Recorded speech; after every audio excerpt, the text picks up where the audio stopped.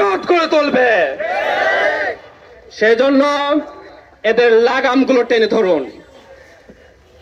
আমরা দেখতে পাচ্ছি একটি সংগঠন যখন প্রচুরভাবে ডিসেম্বরের মধ্যে নির্বাচনের বয়ান সৃষ্টি করছে, ঠিক সেই সময়ে এই ছাত্র সংগঠন মনে করছে যে তারা ক্ষমতায় মনে হয় চলে গেছে।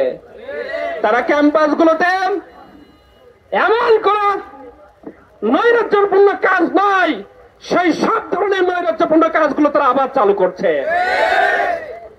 আজকে আপনারা লক্ষ্য করছেন সাধারণ শিক্ষার্থীর হেল্প করার জন্য একটা হেল্প ডেস্ক দিয়েছিল চট্টগ্রাম কমার্স কলেজে। তারা দরকার ছিল ছাত্রদল সেখানে আরেকটা হেল্প ডেস্ক দিয়ে তাদেরকে সাধারণ শিক্ষার্থীদেরকে সাহায্য করা, কিন্তু তারা কি করলো? তারা যারা এদেরকে হেল্প করতে চায় তাদের উপরে তারা নগ্ন হামলা চালিয়েছে। আমরা এখনো ঠান্ডা হয়ে আছি, কিন্তু বাংলাদেশের ছাত্র জনতা কিন্তু বসে থাকবে।